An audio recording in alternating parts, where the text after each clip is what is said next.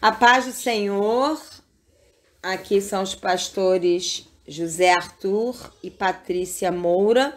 Estamos aqui para variar com 3 princesas, a Aline, diretamente lá de Londrina, Maria, lá do Piauí, e Antônia, do Ceará. Nordeste está ganhando, porque nós somos Sudeste e a Aline, região Sul do Brasil.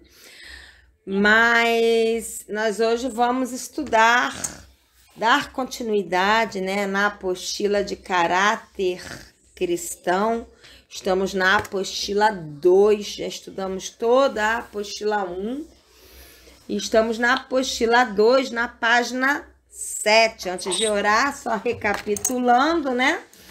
Nós começamos a falar sobre as escolhas de caráter, né? E nós falamos sobre a escolha de obedecer, falamos sobre a escolha de confiar no socorro e no sustento genuínos de Deus, a escolha de dar um testemunho de uma fé genuína. E aí nós demos exemplos de testemunhos de fé genuína, mostrando a realidade. Abel teve uma fé que era uma oferta de vida. Enoque teve uma fé que mostrou intimidade com Deus. Noé teve uma fé de obediência.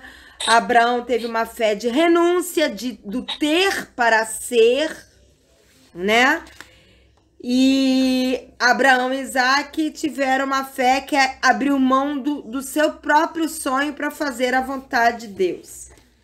Então, nós quando desenvolvemos esses exemplos de fé, nós andamos na contramão, porque geralmente as pessoas usam esses testemunhos para falar de uma fé triunfalista, e nós mostramos de uma fé que leva a uma intimidade, a um relacionamento, a uma obediência, a estar fazendo a vontade de Deus.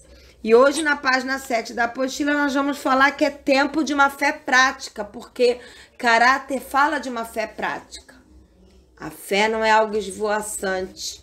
A fé não é um vento, um raio, é algo prático, né? É verdade. Então eu vou pedir que a Aline faça uma oração inicial para então a gente começar.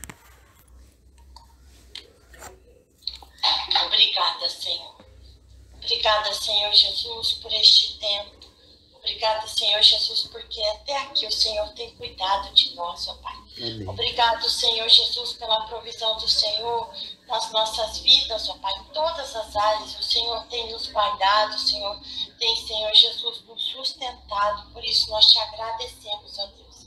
E oramos, Senhor Jesus, para que nesta hora o Senhor venha mover, Senhor Jesus, o nosso entendimento, o Senhor venha abrir, né, em nome de Cristo Jesus, o nosso entendimento, para que possamos compreender e pedimos ao Senhor a capacidade, Senhor Jesus, de colocar em prática a Tua palavra, Pai, que sejamos testemunhas do Senhor, testemunhas, Senhor Jesus, para viver em retidão e buscarmos, Senhor Jesus, vivemos em santidade, ó Pai. Em nome de Cristo Jesus, nós oramos com uma ação de graças, em nome de Jesus. Amém? Amém. Amém. Então, o primeiro tópico fala que uma fé prática é uma fé que opera com um amor doador, firmada em uma real esperança. Antes de nós vermos o texto bíblico, o que significa isso? Ah, eu tenho fé. Tá bom. O que você faz com essa fé? Ah, eu tenho fé que eu vou adquirir as coisas que eu sonho. Nada errado, mas... Ah, eu tenho fé que eu vou ter a casa que eu sonho, o carro que eu sonho, o marido que eu sonho, a mulher que eu sonho, os filhos que eu sonho. Então, é uma fé que gira em torno só de você e do seu mundo. Quando, na verdade, a fé é muito mais que isso. A fé é aquela que opera no seu coração baseado num amor que se doa. E por que se doa? Porque sabe que a nossa esperança não está aqui. A nossa esperança é uma esperança numa pátria vindoura. Nós vivemos aqui, nós nos casamos, alguns têm filhos, nós adquirimos casa, outros adquirem carro, precisamos trabalhar, precisamos vestir, precisamos comer, é gostoso ter lazer, interagir com os irmãos, nada errado, os apóstolos também viveram aqui e agora. A diferença é que nós vivemos o aqui e agora com os nossos olhos no que é eterno. E quando a gente tem esperança no que é eterno, a gente se desapega. E se a gente se desapega, a gente tem um coração doador. Mas isso só com fé. E não se prega esse tipo de fé. Mas a verdadeira fé é dar o outro lado do rosto quando te batem de um lado. É dar a veste quando te pedem só a capa. É andar a segunda milha quando te pedem para andar uma milha. É fazer sem esperar nada em troca. É tirar do que, não da sua sobra, mas do que você tem para ajudar quem não tem. Isso é fé. E em nenhum momento girou em torno de você mesmo. Então, isso é uma fé que precisa ser resgatada, porque é uma fé que está atrelada a caráter de Cristo em nós. E sem caráter de Cristo não tem essa fé. Né? Vamos ler. Maria, você pode ler pra gente?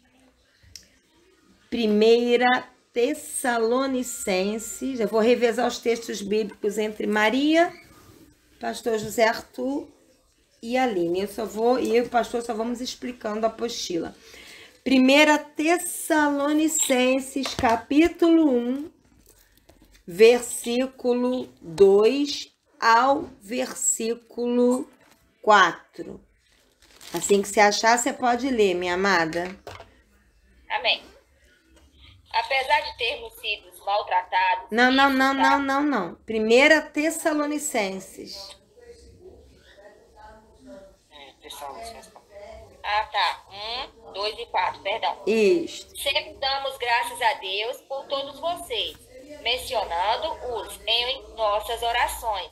Lembramos continuamente diante de nosso Deus e Pai, o que vocês têm demonstrado, o trabalho que resulta da esperança em nosso Senhor Jesus Cristo.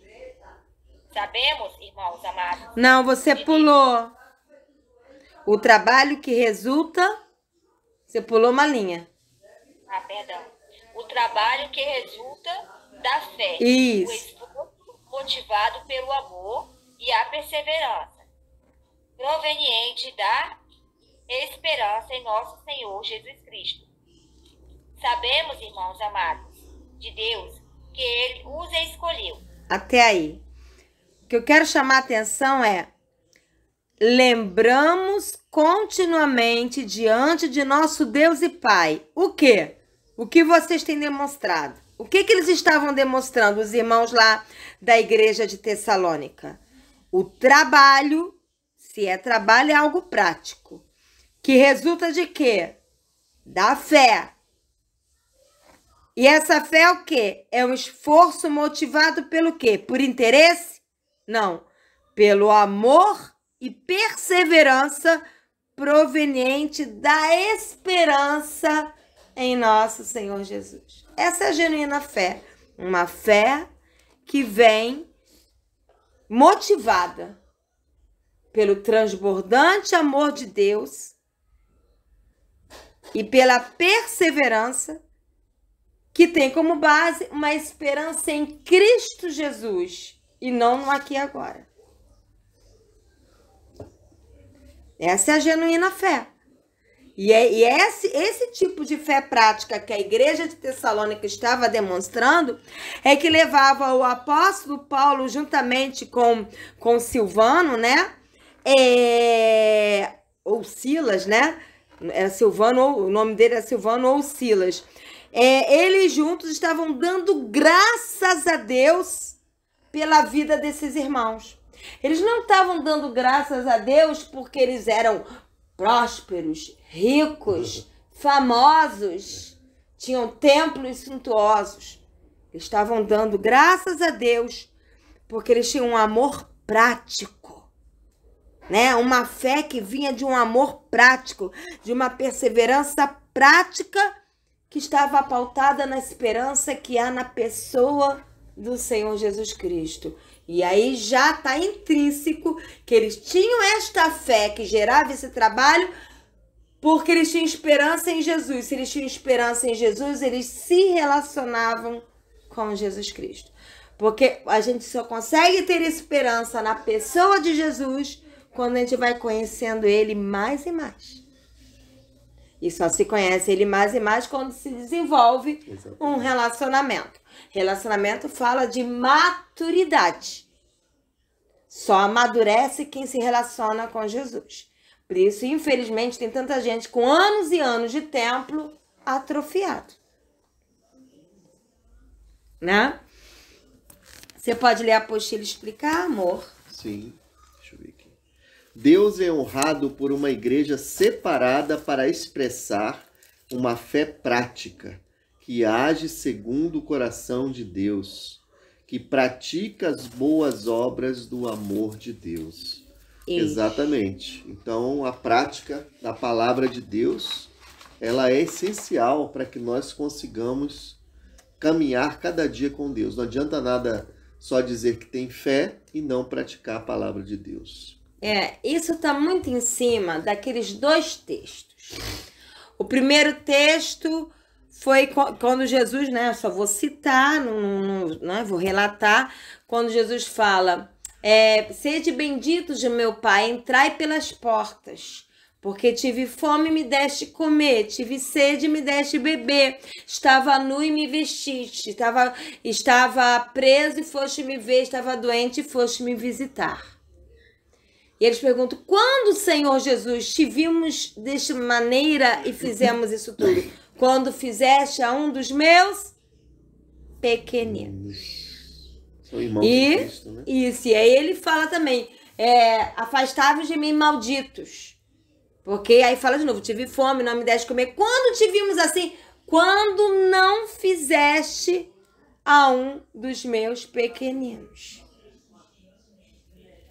E aí, mais adiante ele fala: afastai-vos de mim. Aí ele fala: mas Senhor, nós pregamos no teu nome.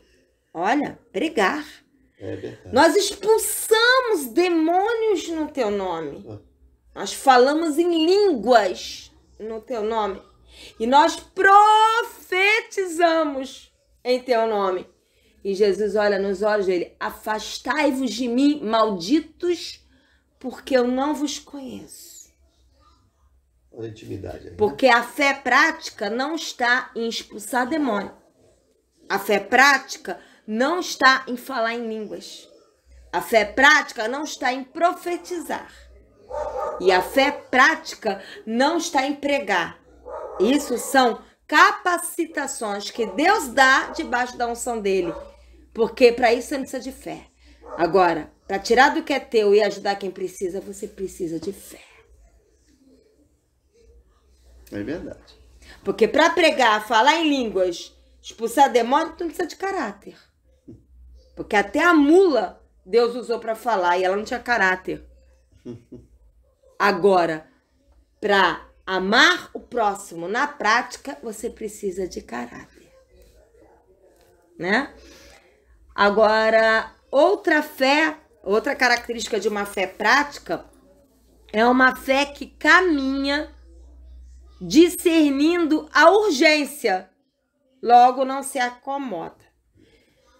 Eu fico imaginando que com tudo que está acontecendo, a igreja, uma parte dela ainda continua dormindo. O despertador ainda não tocou. Porque é uma urgência. Gente, a gente breve, né? Semana que vem a gente vai acabar aquela parte do 666, vamos entrar em Apocalipse 14, vamos adiante. Mas o que a gente já estudou até agora, se a gente parasse agora, a gente já tem entendimento de que o relógio tá assim, ó. Ele não tá mais rodando assim, não. Ele tá assim, ó. De alta velocidade. O relógio tá assim, tá acelerado. É meninice, isso mesmo. Continua meninice. Enquanto há uma urgência de se pregar o evangelho, há uma urgência de ensinar a palavra, há uma urgência de investir no reino, não só alimentando vidas, cuidando de necessitados, mas, gente, compra uma Bíblia simples por mês, ou compra uma apostila, ou se não tem dinheiro para isso, compra um bloco, escreve na mão e começa a dar bilhetinho sobre a palavra para as vidas.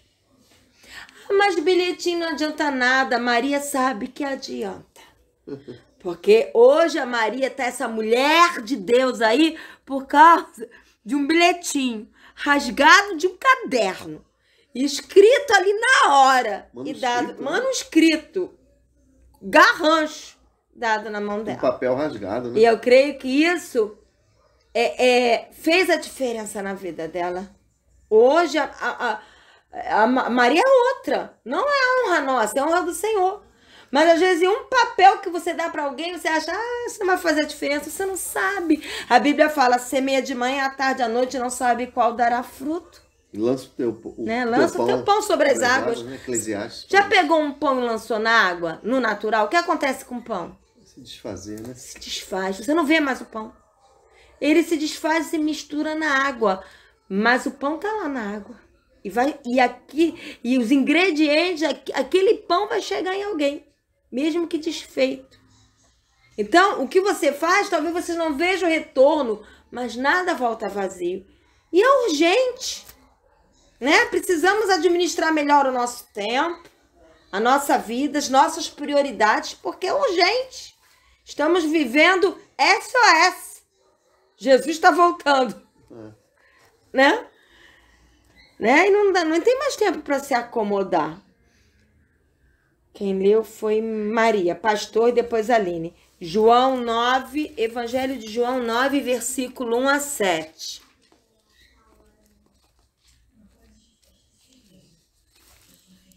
Evangelho de João, capítulo 9, versículo 1 ao 7. Pode ler, meu querido. Eu vou ler na Nova Almeida, tradução Nova Almeida atualizada, tá? Foi um pouco diferente da sua. Enquanto Jesus caminhava, havia um homem cego de nascença. E os seus discípulos perguntaram, Mestre, quem pecou para que este homem nascesse cego, ele ou os pais dele? Jesus respondeu, nem ele pecou, nem os pais dele, mas isso aconteceu para que nele se manifestem as obras de Deus. É necessário que façamos as obras daquele que me enviou enquanto é dia. A noite vem, quando ninguém pode trabalhar. Enquanto estou no mundo, sou a luz do mundo. Depois de dizer isso, Jesus cuspiu na terra, fez lama com a saliva e com a lama untou os olhos do cego. Então disse ao cego, vá lavar-se no tanque de Siloé. Siloé quer dizer enviado. Deixa eu ver aqui. Até o 7. Isso. Siloé quer dizer enviado. O cego foi, lavou-se e voltou vendo. O que eu quero chamar a atenção aqui?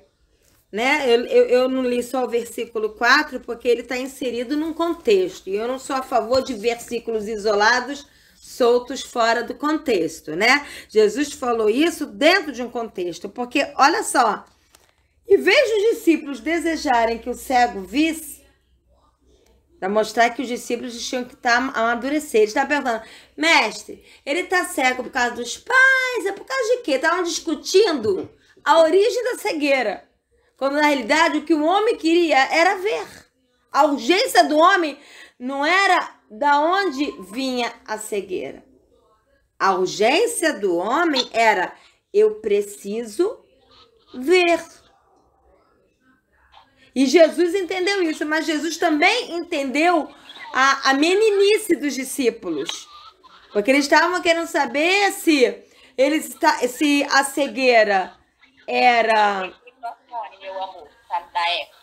Se a cegueira era porque o homem havia pecado ou porque os pais haviam pecado.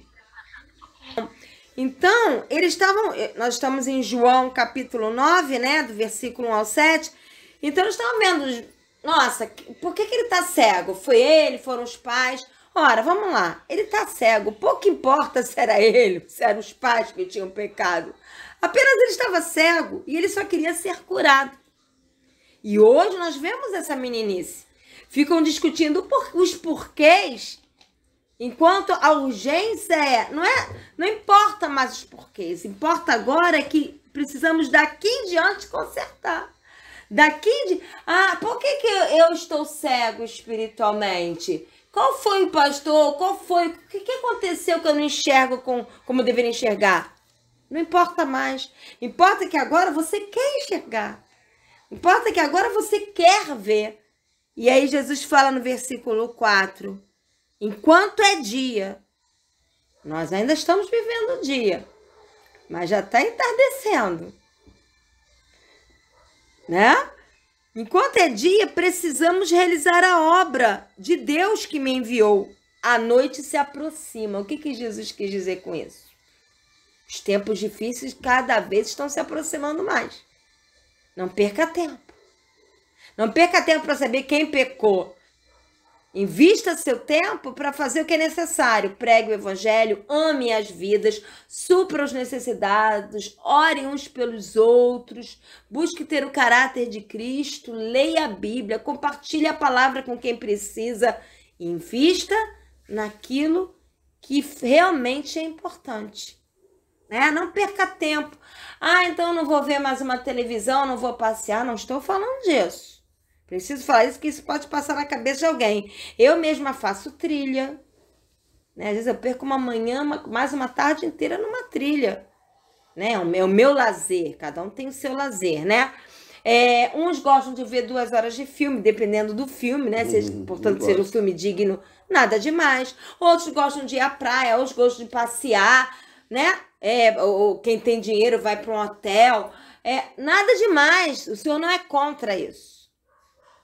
Mas, lembrando que até mesmo numa trilha ou numa praia, ou até mesmo vendo um filme, você pode aprender algo do Espírito e ensinar algo da parte do Espírito Santo de Deus. Isso que é remir o tempo, né? Hoje a Fabiana estava conversando, que hoje não está podendo participar, mas estava conversando comigo pelo WhatsApp, dizendo que estava vendo um cantor, né, cristão, que até passou por uma doença, ele teve um AVC, está se recuperando, que é o Sérgio Lopes. Ele está se recuperando de um AVC e ele foi cantar lá na igreja local onde ela congrega e que ela gosta. Realmente os louvores dele são muito bonitos, são antigos, talvez vocês não conheçam, não sei se a Aline sabe quem é. Ele é muito antigo, ele é mais da época aqui do vovô... Vovô, não? Do vovô José Arthur e da vovó Patrícia, entendeu? Então, o que acontece? Mas a Fabiana conhece, então ela já tá caminhando pra vovozinha também, deixa ela saber disso. Então, ela falou assim, estou ouvindo enquanto estou varrendo a casa, vendo o almoço, que hoje o marido feriado não tá trabalhando, então vendo o almoço. E eu falei, é desse jeito. Porque às vezes as pessoas elas não conseguem remir o tempo. Eu acordo, eu sei que eu tenho os afazeres dentro de casa, então eu já acordo botando uma palavra. Vou ouvir uma pregação. Né? As pessoas acham que buscar Deus é só se trancar num quartinho e ficar... Há momentos a sós com Deus, mas buscar Deus, você acordou, você já está buscando a Deus. Quando você fala, bom dia, Senhor. Vamos passar esse dia juntos? Vamos. Aí tô varrendo a casa. Tá caminhando, né? Como a gente caminha. Tá? Caminhando. Eu vou pra trilha com panfleto. Se aparecer alguém na trilha, né? Às vezes não aparece ninguém, só tem os miquinhos. Aí não dá pra pregar pros miquinhos. Mas, fora isso, entendeu? Então a gente tem que remir, a gente tem que estar sempre preparado. Por isso que é uma fé que caminha discernindo a urgência e não se acomoda. Eu vou tirar férias. Não tire férias. Você pode tirar férias para passear com a sua família, mas nas férias você continua sendo uma mulher, um homem de Deus. Porque na história teve um que resolveu tirar férias e adulterou feio. Resolveu que achou que podia não ir. Isso marcou minha vida. Eu sempre li isso, mas Deus falou tão forte ao meu coração o seguinte: não te dou permissão para férias. Ele não deu permissão para Davi deixar de ir para a guerra. Ele decidiu que não ia. Já errou. Mas se ao menos ele ficasse intercedendo pelo oficial, pelo comandante, pelos que foram, não. Ele foi deitar, porque a Bíblia fala que ao se levantar da cama, o que ele estava fazendo na cama? Deitado, dormindo. E ao se levantar, agora que já dormi, vou interceder. Não, foi pro terraço. Fazer o que no terraço? Aí se deparou com o Batseba tomando banho. O inimigo ele só encontra espaço quando a gente acha que pode parar. É verdade. Não pode parar. Né? Então ele encontra espaço para atuar quando a gente acha, acho que eu vou dar um tempinho, sabe? Eu tô muito cansada e acho que eu vou. Já penso, imagina, ia ser uma festa nas regiões celestiais, não no céu, porque o inimigo ele atua nas regiões celestiais. Se eu chegasse, eu acho que eu vou ficar 2 meses sem pregar. Uhul! Pau, pau, pau, pau. Era tudo que queríamos. Só que não, né? Eu contei ontem, conto hoje de novo. Eu tava cheia de dor no ciático, desesperada ontem. Eu falei assim, eu não vou dar o estudo, não. Eu não tô aguentando, não vou dar. Aí depois eu anunciei, não, foi ontem não, foi anteontem. Aí eu anunciei que ia dar. Aí eu falei assim, vão achar que sou maluca. Em menos de meia hora eu digo que eu vou dar. Porque Deus bronqueou comigo. Falou assim, vem cá, você domingo leu sobre Davi, que foi deitar na cama e foi pro terraço. Você vai fazer a mesma coisa? Porque é isso que o inimigo quer. Toma remédio e prega. Então vamos lá. Lemos João 9, de 1 a 7. Aline, Tiago 2, nós vamos até 7, 10. Tiago 2,17. Epístola de Tiago, capítulo 2, versículo 17 a 18. Zélia, Maria, Aline e Antônia. Aqui é um estudo que vocês podem perguntar se quiser, tá bom? Amém. Então vamos lá. Tiago 2, 17 a 18. Assim também a fé, se não tiver obras, por si só está morta. Mas alguém dirá, tu tens fé e eu tenho obras. Mostra-me essa sua fé sem obras, e eu com as obras te mostrarei a minha fé. Tá, aí muita gente acha que obras são aquisições. É verdade. Só que não. Me prova no fruto do Espírito Santo falar sobre aquisições. Quando você lê lá em Gálatas, vamos lá, eu vou mostrar. Eu, como diz a minha sogra, eu mato a cobra. Nesse ditado é aí, né? Mata a cobra e mostra o pau. Não tem esse ditado aí? É o ditado daí. Exatamente. Então, vamos lá. Gálatas. Qualquer coisa de baiano. Ela sempre fala isso. Então, vamos lá. Gálatas, capítulo 5. Versículo 22. Vamos lá. Mas o fruto do Espírito, que é andar na obra de Deus, fazer a obra de Deus é frutificar para a glória dele. Frutificar é frutificar no fruto do Espírito. E o que é o fruto do Espírito? Amor. Amar a Deus acima de tudo, de todos, e amar ao próximo como a mim mesmo. Alegria. A alegria do Senhor é a minha força. Paz. A paz que Deus dá excede todo entendimento. Paciência, que é longanimidade, paciência na tribulação. Amabilidade, ser amável com os outros. Bondade, ser bondoso. Fidelidade, ser fiel para com Deus, para com o coração dele, para com que você se compromete com os outros. Mansidão, não viver brigando, discutindo. e domínio próprio, que é não ir além do que Deus te manda fazer e também se dominar diante das tentações. Contra essas coisas não há lei. Os que pertencem a Cristo Jesus crucificaram a carne com as suas paixões e os seus desejos. Se vivemos pelo Espírito, andemos também pelo Espírito. Não sejamos presunçosos, provocando uns aos outros e tendo inveja uns dos outros. Mas eu quero me ater ao fruto do Espírito. Eu quero que você me prove onde é que falou que fruto do Espírito são aquisições e prosperidade. Pelo contrário, aqui eu vejo mais doação do que outra coisa. O fruto do Espírito é mais dar do que receber. E a Bíblia fala que é melhor dar do que receber. Isso é fruto do Espírito. Isso é frutificar para a glória de Deus. Isso é andar na obra de Deus. Então, a fé que fala em Tiago, né?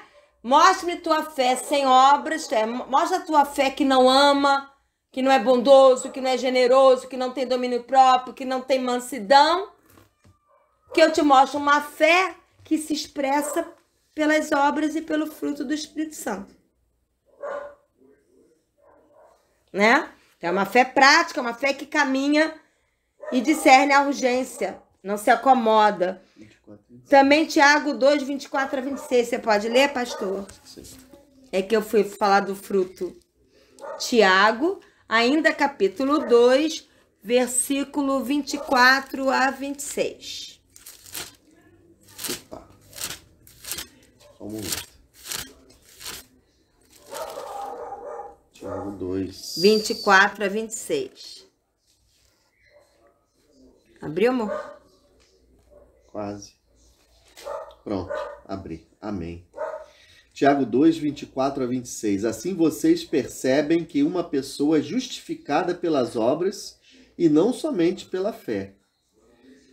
Até o 26, né? De Isso. igual modo, será que não foi também pelas obras que a prostituta Raabe foi justificada quando acolheu os emissários, isso é, os espiões, e os fez partir por outro caminho? Porque assim como o corpo sem espírito é morto, assim também a fé sem obras é morta.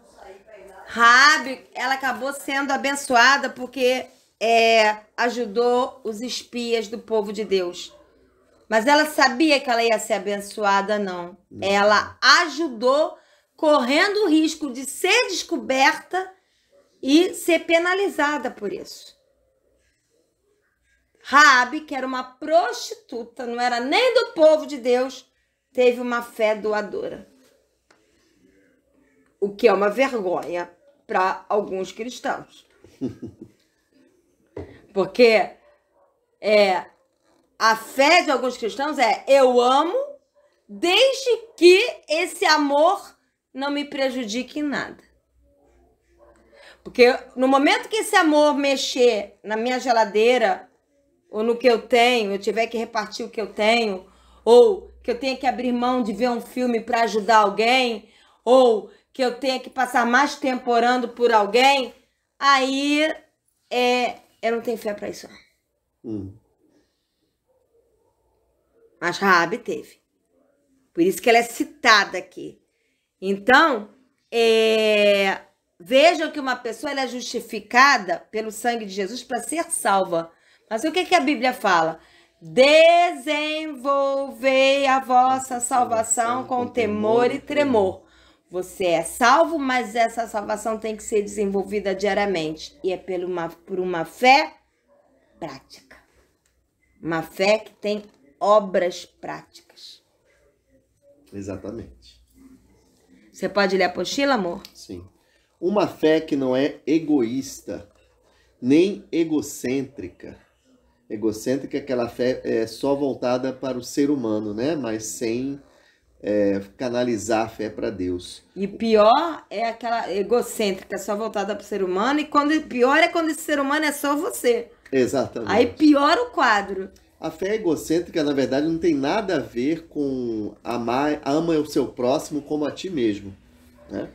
Nós temos que nos amar para poder amar o nosso próximo. Mas quando a gente fica girando só em torno dos nossos interesses, nós não estamos praticando a palavra de Deus. Uma fé que não desanima, não esmorece, não recua, não nega a vontade de Deus, mas obedece a Deus para cumprir toda a sua vontade. Amém. Né? A Bíblia fala que não desanimemos de praticar o bem, porque a seu tempo seremos recompensados pelos homens, se não desfalecermos. É Deus que traz a recompensa. Então, falando de coisas práticas, eu faço bem para aquela pessoa o tempo todo, ela nunca reconhece. E daí, você vai parar de fazer? Porque a fé não desanima. A fé não recua. A fé não nega a prática do amor. A fé é aquela que diz: orai por aqueles que vos perseguem e façam bem àqueles que lhe fazem o mal. Isso é fé.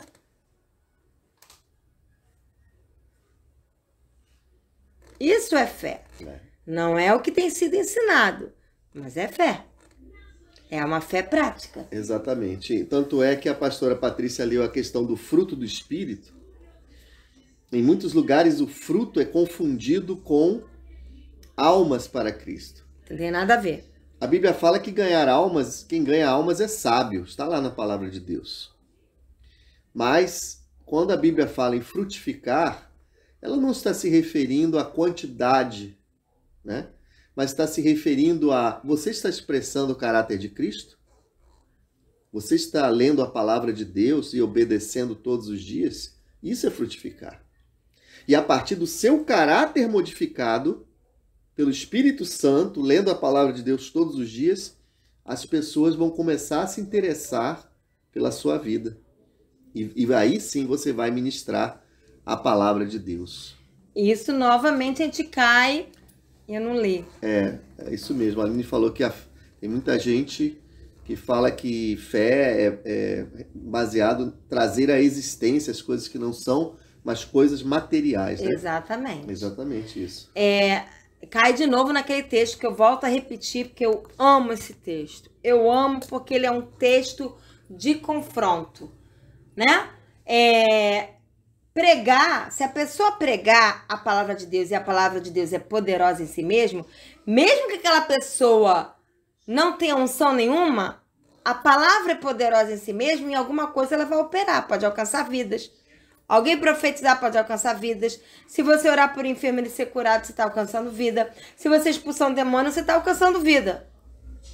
Então, Jesus foi injusto quando... Jesus, nós pregamos em teu nome, nós oramos, expulsamos demônios em teu nome, nós oramos por enfermos em teu nome, nós falamos em línguas em teu nome, nós profetizamos em teu nome. E Jesus olhou para ele: afastem-se de mim, malditos, vós que praticais a iniquidade. O que ele quis dizer das palavras?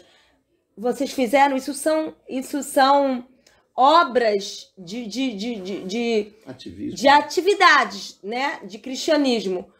Porém, eu venho buscar uma igreja de caráter. E isso, nada disso que vocês fizeram mostraram que isso tem caráter, porque isso vocês faziam, mas ao mesmo tempo, agora eu estou conjecturando, vocês falavam mal uns dos outros, vocês roubavam uns aos outros, não faziam bem, né? É a parábola do bom samaritano. Pronto. Passa lá o sacerdote, tá lá o cara caído, ferido no chão, e passa o sacerdote. Eu sou o sacerdote. Nossa, religioso mor. Eca. Aí continua. Aí vem lá o levita, né? O levita. Levita, nossa, levita tinha uma importância, né? No povo judeu. Tá lá o levita. Aí vem o samaritano, que o povo judeu odiava. Né? Não era bem visto pelo povo judeu naquela época. Como se passasse um não cristão ali, né? É como se passasse um ímpio. E olha, pega o camarada que tá ferido, coloca no cavalo dele, vai para uma hospedaria, coloca ele lá, dá dinheiro, cuida dele, deixa mais dinheiro, ainda fala: se precisar de mais, eu volto aqui e dou mais, cuide dele. O cara que ele nem conhecia. Por isso que eu falo que no dia do arrebatamento nós teremos muitas surpresas. Nossa, mas aquele cara era sacerdote. Mas ele passou no caminho e não ajudou. Mas ele era levita, mas ele passou no caminho e não ajudou. Aquele cara ali nem sabia orar, não tinha destaque nenhum, mas ele ajudou. Dá para entender o que Deus está fazendo na igreja hoje? Exato. Chega de religioso. Deus está levando numa igreja que tem uma fé com caráter. A palavra-chave, na verdade, é ter intimidade com Deus. Porque quando eles falaram, mas nós não pregamos em teu nome, não expulsamos demônios, a palavra-chave é exatamente o que Jesus falou. Eu não conheço vocês. O que significa isso? Não conheço vocês não têm intimidade comigo. Vocês não leem a palavra de Deus. Vocês não oram. Vocês não ajudam os irmãos necessitados. Eu não conheço vocês porque vocês não separam tempo para buscar minha presença e minha face. Vocês fazem muitas atividades no templo, mas vocês não têm intimidade comigo. Então não conheço vocês. Essa é a palavra-chave, né? E vamos cair a ficha, né? Isso aqui nem tá na apostila, mas a gente tá... Estudo também é comentar as coisas. Se expulsar demônio, ser próspero, falar em línguas, construir templos e pregar bonito fizer essa diferença, o mundo hoje estaria salvo. Sabe o que o mundo precisa ver na igreja? Caráter. Porque não adianta ela ver o mesmo cara que expulsou o demônio falar mal de todo mundo no trabalho. Não adianta ver o pastor que prega bem traindo a esposa. O mundo precisa, o que vai fazer, e é por isso que Deus está restaurando isso. Porque nesses últimos tempos, o que vai fazer a diferença na nossa vida não é quantos demônios nós expulsamos, ou o quanto nós falamos em línguas, ou o quanto nós profetizamos, é o quanto nós temos de caráter de Cristo. O inimigo ele vai respeitar quem tem caráter de Cristo. Respeitar sim. Eu digo assim, ele vai atacar, mas ele sabe que não é fácil. Agora, aquele lá que prega, mas... Eu sei que lá no trabalho ele fica olhando lá por baixo da sala da secretária, casado. Esse daí, tranquilo, no papo. Entendeu? E é isso que Deus está fazendo esses dias. Restauração. Por isso que eu estou dando estudo sobre caráter, né? Que não dá ibope. Talvez se eu chegasse aqui 1000 dicas para você ficar próspero, a sala Google Meet estaria lotada. Mas falar de caráter, tô afim não. Tô afim não. As máscaras estão caindo mesmo. É aquela coisa, né? Ou então 7 semanas para a vitória completa. Ia encher aqui. Encher, mas minha proposta não é essa. Minha proposta é uma esposa que tem o caráter de Cristo e é uma esposa segundo o coração de Deus. É um marido que tem o caráter de Cristo e é um marido segundo o coração de Deus. Filhos que têm o caráter de Cristo, que honram seus pais. Pais que ensinam seus filhos no temor do Senhor. Patrões que... É verdade. Ou somos ricos... Aparece muito rápido, eu não consigo ler tudo. Digita mais curto, eu não consigo ler tudo. Patrões que abençoam os empregados, empregados que respeitam os patrões.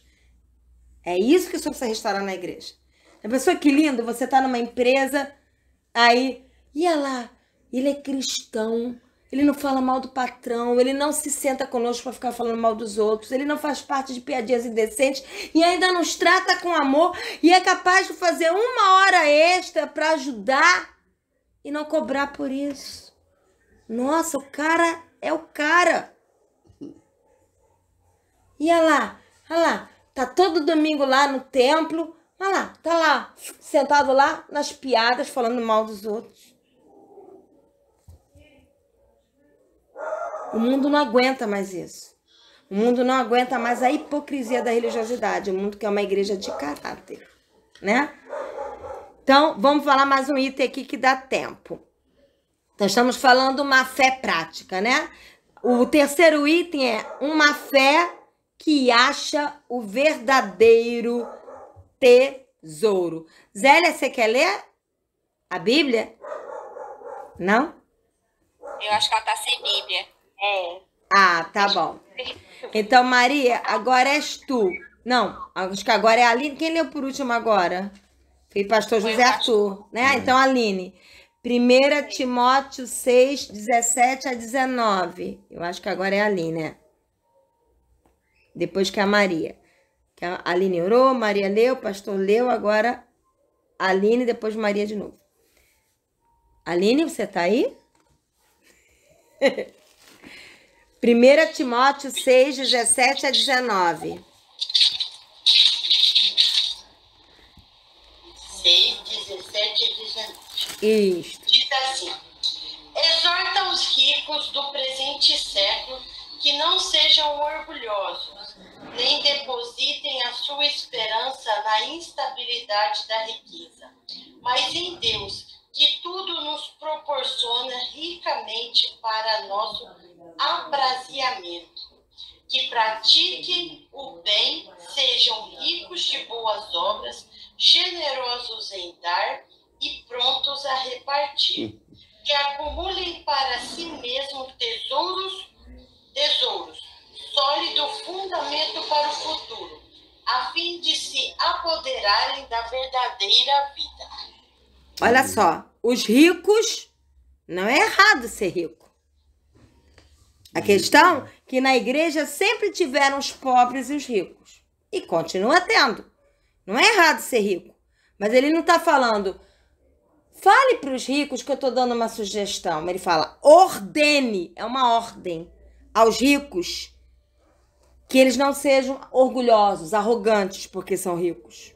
E nem coloque a esperança deles na riqueza, que hoje pode ter e amanhã não ter. Mas coloque em Deus.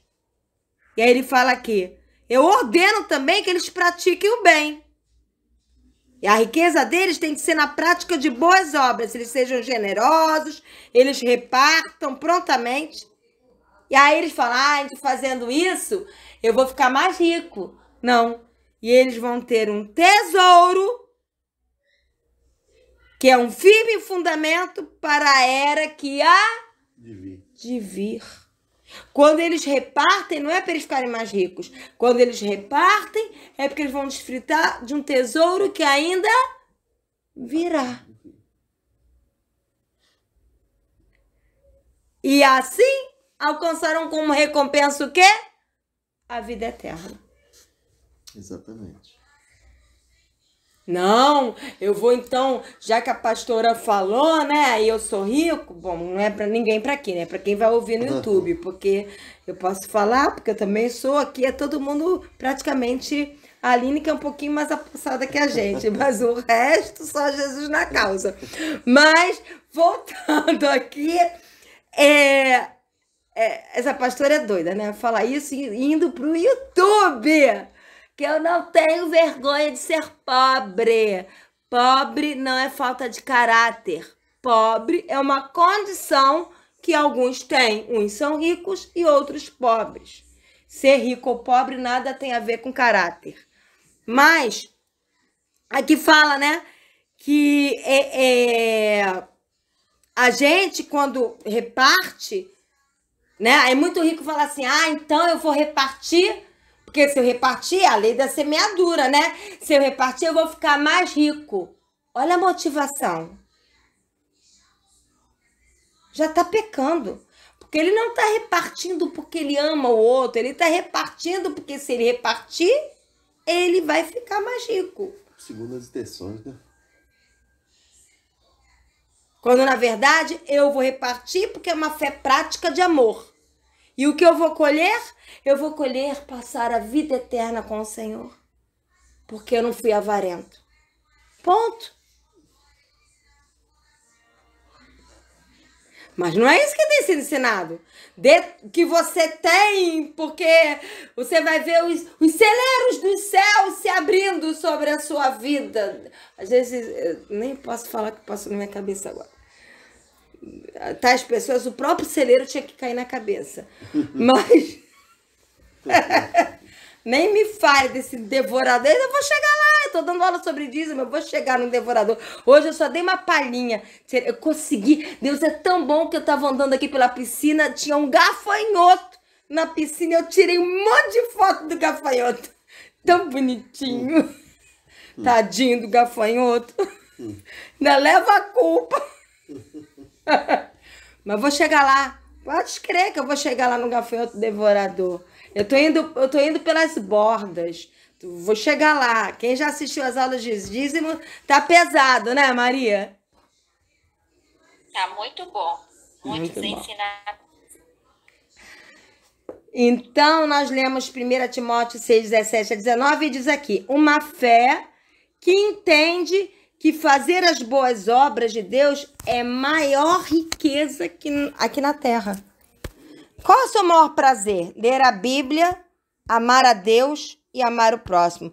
Não, estou perguntando qual é o seu maior prazer. Eu já disse. Ler a Bíblia, amar a Deus e amar o próximo. Nossa, não está entendendo. Eu quero saber qual é o seu hobby. Eu já disse. Ler a Bíblia, amar a Deus e amar o próximo. Hã? É mais ou menos isso. Então, vamos lá. Agora é uma fé, ainda temos mais 10 minutinhos. Uma fé que toma posse do reino de Deus. Um reino de amor. O reino de Deus é um reino de amor, não é um reino de riquezas materiais. Né? Então, Maria, você pode ler Mateus 25, agora é a Maria, Mateus 25, de 31 a 40. A Antônia, que já tem andado aqui com a gente, deve ficar assim, boca aberta, né, Antônia? Acho que você nunca tinha ouvido essas coisas que você está ouvindo agora. Tinha, Antônia? Não. É, eu tenho certeza que não. Mas eu tô adorando. Glória a Deus, fala de vida, né? Vida de verdade com Deus. Isso mesmo. Então, agora, Maria, lê aí pra gente. Mateus 25, de 31 a 40. Fecha aqui atrás. Mateus 25, de 31 a 40. Pode ler pra gente, querida.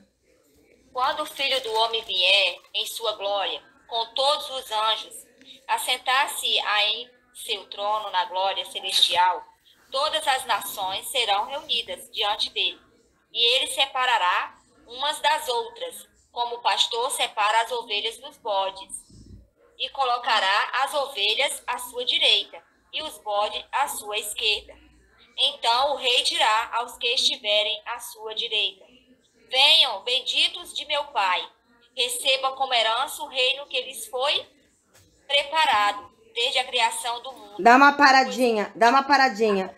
Qual é a herança dos benditos? A vida eterna. O reino, a vida eterna. Não é a herança que estão pregando por aí. Os benditos recebem como herança o reino, que é viver eternamente na presença de Deus. O que tem sido desprezado em muitas pregações e substituído pelas heranças do aqui e agora. Continua, 35. Pois eu tive fome e vocês me deram a comer. Tive sede e vocês me deram de beber. Fui estrangeiro e vocês me acolheram.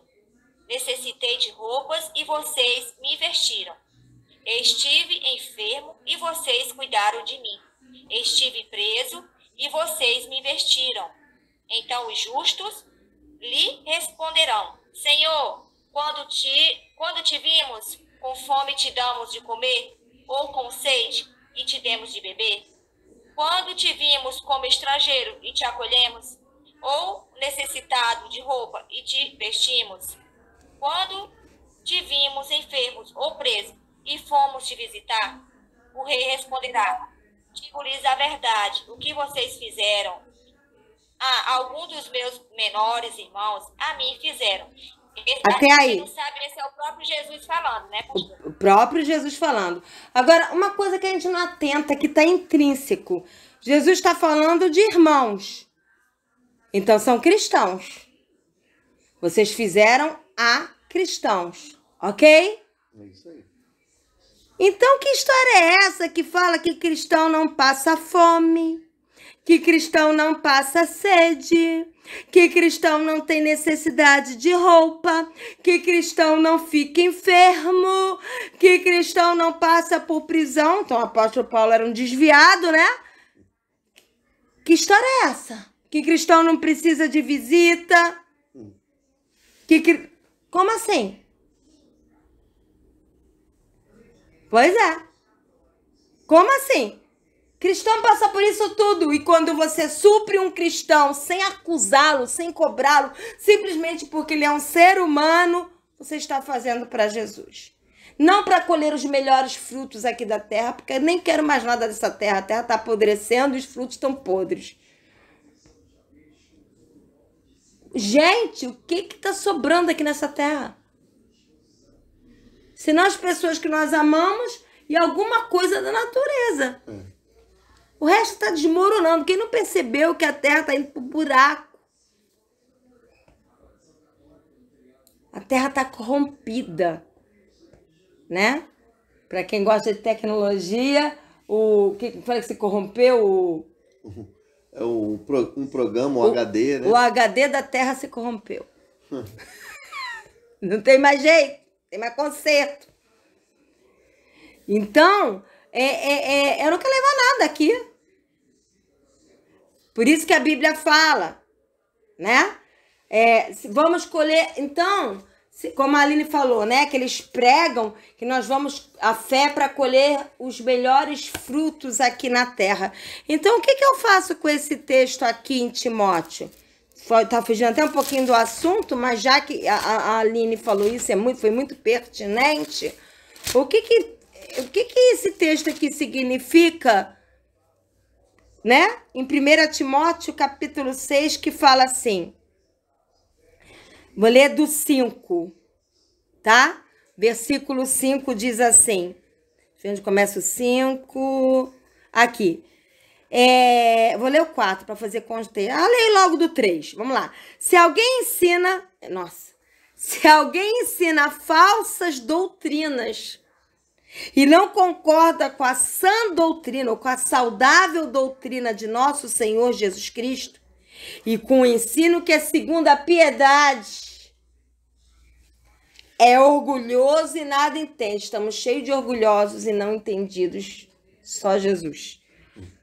Esse tal que prega, né, dessa maneira, falsamente, mostra um interesse doentio por controvérsias e contentas acerca da palavra, que resultam em inveja, brigas, difamações, suspeitas malignas e atritos constantes entre aqueles que têm a mente corrompida e que são privados da verdade, os quais pensam que a piedade é fonte de lucro. Se eu ajudar alguém, eu vou prosperar.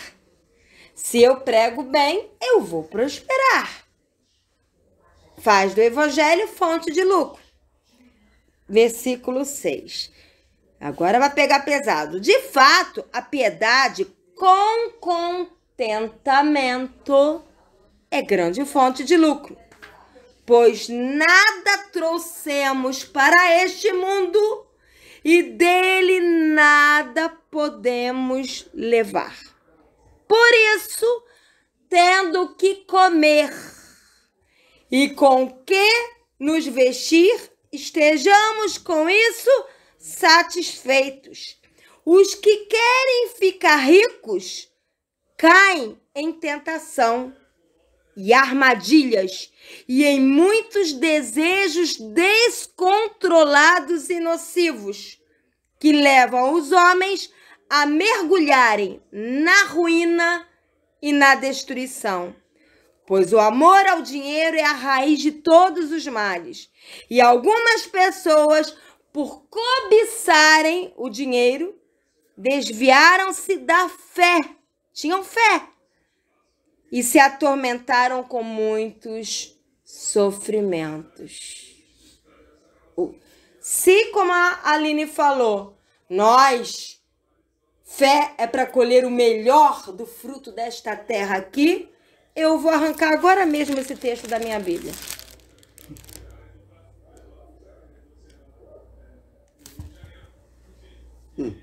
Porque são antagônicos.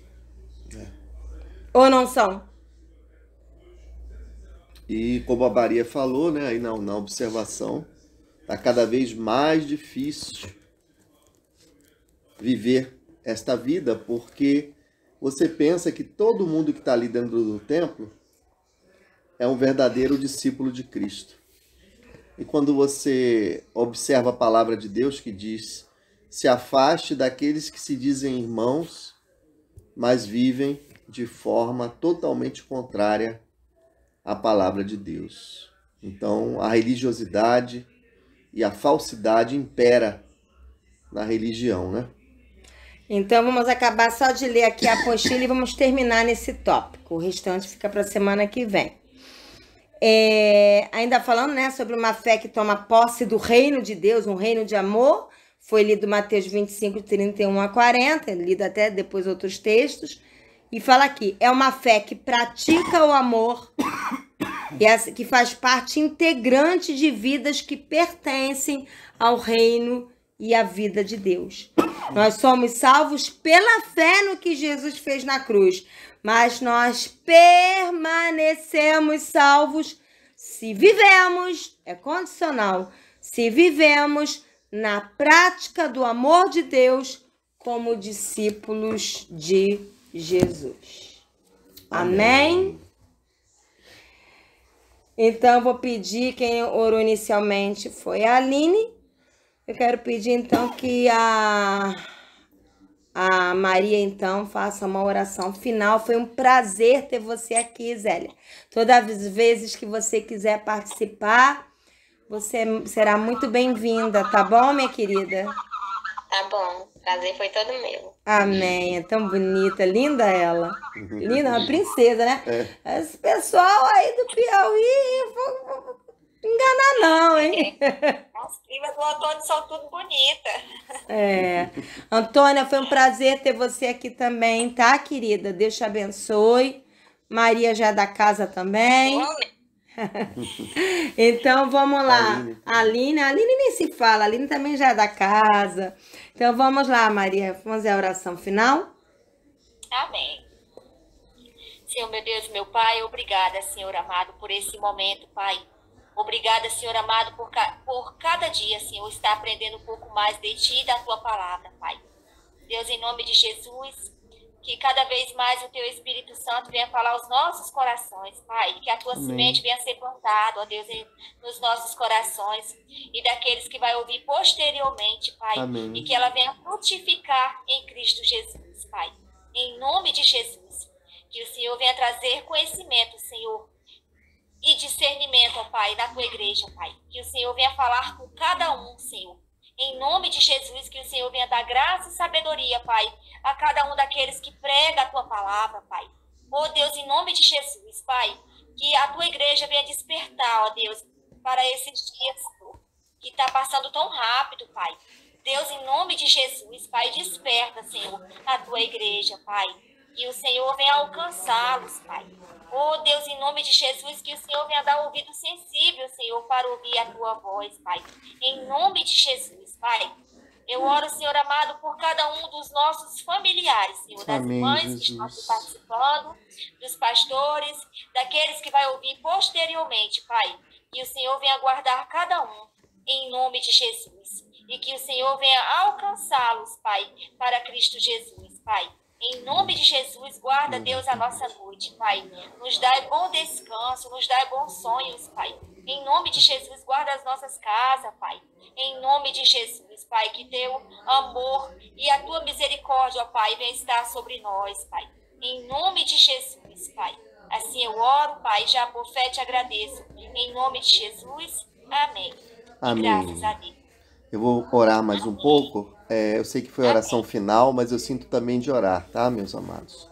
Pai Amém. Celestial, em nome de Jesus, eu quero orar por cada vida que está aqui, para que o Senhor venha nos cobrir com teu sangue e nos livrar da fúria do inimigo, Senhor.